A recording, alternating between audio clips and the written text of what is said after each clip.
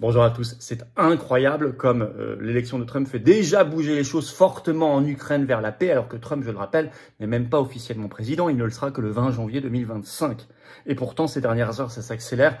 Je vais vous expliquer tout ça dans cette vidéo, ça rend Zelensky hystérique et l'Union européenne aussi. D'ailleurs, vous allez voir comme prévu vers la guerre, notre moment Trump, ça sera vraiment le Frexit, la sortie de la France de l'Union européenne, ça se confirme à 100%.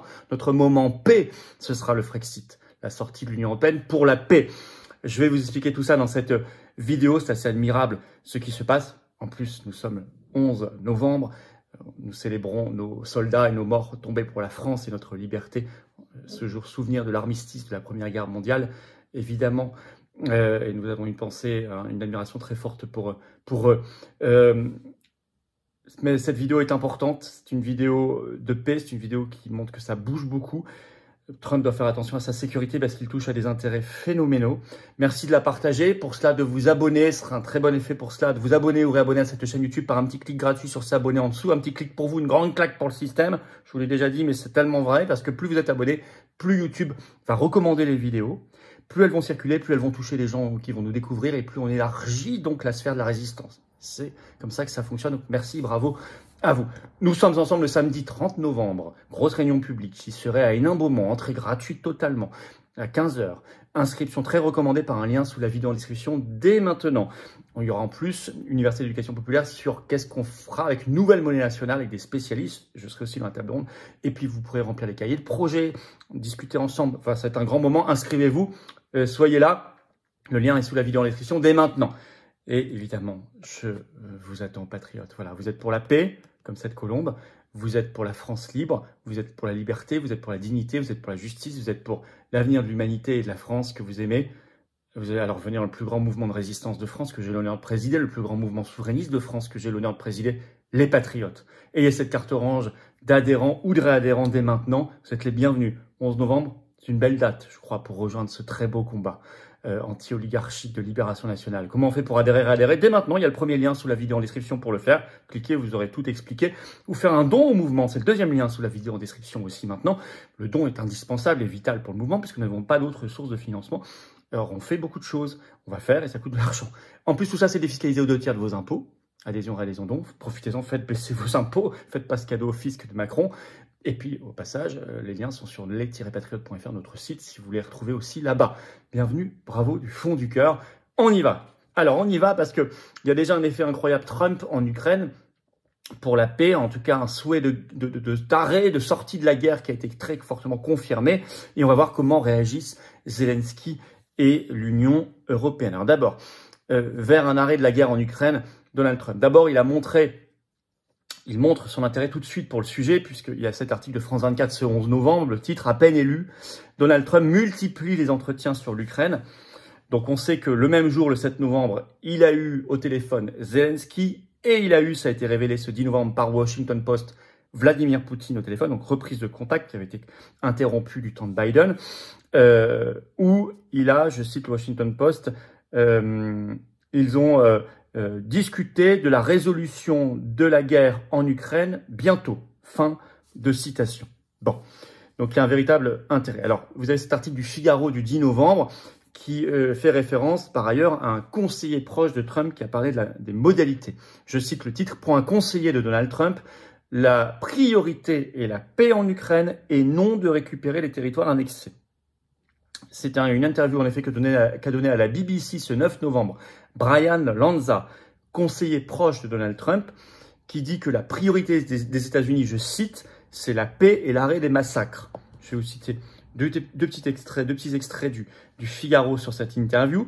Brian Lanza, stratège républicain qui a participé à la campagne présidentielle de Trump en 2024, a déclaré que la priorité du futur gouvernement se concentrera sur l'instauration de la paix en Ukraine plutôt que de permettre au pays de récupérer les territoires occupés par la Russie, révèle la BBC. Si le président Zelensky vient à la table des négociations et dit que nous ne pourrons avoir la paix qu'en conservant la Crimée, il nous montre qu'il n'est pas sérieux, a-t-il détaillé dans l'interview. Ça, c'est le conseiller de Trump. Ajoutant que la Crimée n'existe plus. La Crimée, renseignez-vous sur l'histoire de la Crimée. Aujourd'hui, elle est en Russie. Ce territoire situé au sud de l'Ukraine avait été annexé, ajoute le Figaro, par la Russie en 2014. Alors, Ça, c'est très important parce que c'est, en fait, ils veulent rendre possible la paix et les négociations. Même Le Point est obligé d'écrire dans son édito, ce 10 novembre, je cite le titre de l'édito du Point. « Ukraine, le temps du réalisme est venu. » Du réalisme. Interview par ailleurs dans La Dépêche le 10 novembre de Guillaume Ancel, un ancien officier, voilà ce qu'il déclare. « Comment jugez-vous la position de Donald Trump ?» lui demande le journaliste, et il répond « Ce dont on est sûr, c'est qu'il a bien l'intention de mettre un terme à cette guerre et qu'il en a probablement déjà parlé avec Poutine. » Ça a été confirmé le même jour, effectivement, ils se sont parlé le 7 novembre au téléphone. Pour Trump, ce conflit est un bad business et qu'il souhaite que les États-Unis n'y soient plus impliqués pour très longtemps. Alors, vous avez même, alors cet aveu incroyable de l'ancien commissaire européen à la censure Thierry Breton. Il était sur LCI ce 8 novembre. Et voilà ce qu'il déclare, je le cite mot pour mot. J'ai partagé l'extrait vidéo sur mes réseaux sociaux. Ça, c'est un véritable aveu incroyable. Je cite Thierry Breton. « C'est quand même incroyable, dit-il. Les élections américaines ont eu lieu hier. Et aujourd'hui, on est en train de parler de quelque chose qu'on ne voulait voir, qu'on ne pouvait concevoir. C'est-à-dire les conditions de l'arrêt de la guerre en Ukraine. » Il ajoute, « C'était quelque chose dont on ne s'autorisait même pas. En tout cas, je peux vous le dire, dans les institutions européennes, puisqu'il était commissaire européen, c'était quelque chose qui était vraiment quelque chose sur lequel on n'avait absolument aucun droit de parole. Eh bien voilà, maintenant on en est là, Donald Trump est un accélérateur. » Fin de citation. Mais enfin, c'est un aveu extraordinaire. Breton est en train d'avouer que, au sein des institutions européennes, on n'avait même pas le droit de parler de la paix et la résolution de ce conflit. Ce que nous le disions, on nous traitait tous les noms pour le dire, ancien commissaire européen, il le confirme. Ça s'appelle bouger. Bon, rappelons que celui qui sera bientôt vice-président, donc J.D. Vance, avait donné une interview à The Independent ce 17 septembre, qui est toujours en ligne, où il déclarait que les États-Unis étaient prêts à quitter l'OTAN s'il le fallait. Et il ajoutait en fin d'interview, je cite, « L'Ukraine ne doit rejoindre ni l'OTAN, ni aucune autre institution des pays alliés. » Sous-entendu, elle ne doit pas rejoindre l'Union européenne. Alors ça contrecarre les plans de certains. Donc c'est une avancée, tout ça, ce sont des avancées considérables vers la paix. Alors, résultat, Zelensky, logiquement, perd ses nerfs, et l'Union européenne aboie ridiculement. Alors, Zelensky a donné une allocution le 9 novembre contre... Maintenant, il s'en prend à l'Union européenne, parce qu'il dit, mais il faut que vous preniez le relais, mais vous n'en faites pas assez.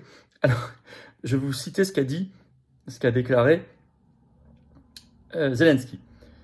Il a regretté samedi, dans son allocution vidéo, ça c'est le compte-rendu du Monde, que l'Europe ne fournisse pas davantage de systèmes de défense aérienne à Kiev, alors que le pays subit, selon lui, les attaques quotidiennes de drones et de missiles.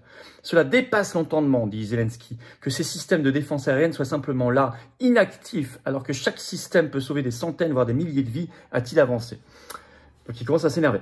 Il avait déclaré au sommet de la communauté politique européenne, l'Union européenne élargie, à Budapest, le 8 novembre, il avait fait cette demande folle au pays de l'Union européenne, je cite. Il exige que l'Union européenne lui verse, je cite, les 300 milliards d'euros d'actifs russes gelés au cas où Trump arrêterait le financement américain à l'Ukraine. Il y a effectivement 300 milliards d'euros d'actifs russes gelés sur le continent européen. Et Zelensky dit, il faut me les donner, parce que si Trump arrête le financement, j'en ai besoin. Mais ça s'appelle ça en droit international du vol. Ça veut dire entrer en guerre contre la Russie, nous, pas les Américains, et ça veut dire subir évidemment d'épouvantables mesures de rétorsion de la part de la Russie, mais aussi probablement de ses alliés, des BRICS. Donc c'est un suicide. Bref, panique générale. Vous voyez bien qu'on faire tomber un domino fait tomber tous les dominos du mondialisme. Hein. Alors l'Union européenne répond par une fuite en avant, mais ça on l'avait analysé. Je lui ai déjà dit, elle va devenir, dès le soir de l'élection, j'ai dit, elle voudra devenir un réduit totalitaire. Ce qui est bonne nouvelle, c'est qu'elle est extrêmement fragmentée, qu'elle n'en a pas les moyens, et que les peuples imposeront autre chose. On en reparle dans un instant. Mais Joseph Borrell, ce 9 novembre, qui est encore haut représentant de l'Union européenne, il se croit ministre des Affaires étrangères, il était à Kiev, il est allé à Kiev, en Ukraine, ce 9 novembre, et il a déclaré ceci, sur le soutien indéfectible, je cite, de l'Union européenne à l'Ukraine. Je vais le citer. Premier haut responsable de l'Union européenne à se rendre à Kiev depuis la réélection de Trump. Borrell a déclaré que le but de sa visite était de réaffirmer le soutien de l'Union européenne à l'Ukraine, alors que la guerre avec la Russie dure depuis près de 1000 jours. L'Union européenne a déjà fourni 122 milliards d'euros de soutien militaire et financier à l'Ukraine et formé environ 60 000 soldats ukrainiens, a déclaré Josep Borrell, ajoutant que cet effectif pourrait atteindre 75 000 d'ici la fin de l'hiver. Ce soutien reste indéfectible. Ce soutien est absolument nécessaire pour que vous puissiez continuer à vous défendre contre l'agression russe, a-t-il dit lors d'une conférence de presse conjointe avec le ministre ukrainien des Affaires étrangères à Kiev. Nous avons besoin de livraisons plus rapides et de moins de lignes rouges auto-imposées, a-t-il déclaré. Qu'est-ce que c'est cette ligne rouge auto-imposée qu'il veut faire sauter? C'est le fait de frapper avec des armes, avec nos armes, donner l'autorisation aux Ukrainiens de frapper directement la Russie sur le sol russe, c'est-à-dire devenir co-belligérant. L'Union européenne est une dinguerie. Voilà, notre moment Trump, mais notre moment paix, ce sera le Frexit. Mais en tout cas, se dessine avec tout ce que je vous ai dit là sur Trump, tout ce qui se passe de très très fort. Parce que si l'Union européenne réagit comme ça, si Zelensky réagit comme ça, c'est que il se passe des choses très fortes aux États-Unis. C'est un chemin vers la paix qui se dessine. Stop à l'hystérie guerrière. Stop à l'hystérie de l'Union européenne. Paix et Frexit, ça va ensemble. Pour cela, une France libre, indépendante, souveraine, qui défende ses intérêts nationaux et la paix. C'est ça notre combat, le combat de toute la résistance et le combat des patriotes. Merci de partager cette vidéo et de lui donner un meilleur partage grâce à votre abonnement à cette chaîne YouTube par un petit clic gratuit sur s'abonner en dessous. C'est tellement efficace, vous vérifiez que YouTube vous a pas un jour désabonné. Réabonnez-vous s'il vous plaît, le cas échéant. Plus vous serez abonné, plus les vidéos circuleront. Pareil, si vous mettez des commentaires et des pouces en haut, l'abonnement, c'est encore plus efficace. Merci et bravo à vous. 30 novembre, samedi 30 novembre, entrée gratuite. Je suis à 15 h, réunion publique à Hénin-Beaumont. Lien d'inscription sous la vidéo en description. Inscription très fortement recommandée pour nous permettre de nous organiser. Merci et bravo à vous. C'est ouvert à tous, bien sûr, adhérents comme non-adhérents. Je vous attends, patriotes. En ce 11 novembre, nous célébrons l'armistice, nos morts et nos soldats tombés pour la France et la liberté. Il y a plus de 100 ans, eh bien, c'est peut-être le merveilleux jour pour rejoindre cette cause des patriotes, le plus grand mouvement de résistance et le plus grand mouvement souverainiste de France.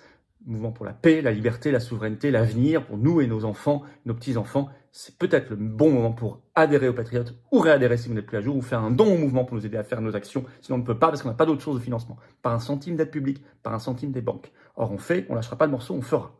Et ça coûte. Et si vous êtes là, vous pouvez être mis en relation avec des gens qui pensent comme vous, près de chez vous. Vous défendez de belles valeurs. Vous êtes dans le rassemblement, dans l'action qu'on vous propose. C'est une grande famille au vrai sens du terme. Alors, comment on fait pour adhérer dès maintenant? C'est le premier lien sous la vidéo en description. Ce lien, je l'ai mis également en commentaire épinglé. Une petite fiche sur l'écran maintenant et dans quelques secondes, un lien sur l'écran. Faire un don au mouvement, c'est le deuxième lien sous la vidéo en description. C'est facile. Les liens sont par ailleurs sur les-patriotes.fr, notre site. Bien sûr, c'est défiscalisé aux 2/3 de vos impôts. Vous mettez 100 €, ça enlève 67 € de vos impôts si vous êtes défiscalisé. Si vous mettez 3 000 €, ça enlève 2 000 €. Si vous mettez 30 €, ça enlève 20 €. Si vous mettez 10 €, ça enlève 6,60 €, etc., etc., etc. Bravo. Bravo, donateurs, aux réadhérents. Bienvenue aux nouveaux adhérents patriotes. Vive la France.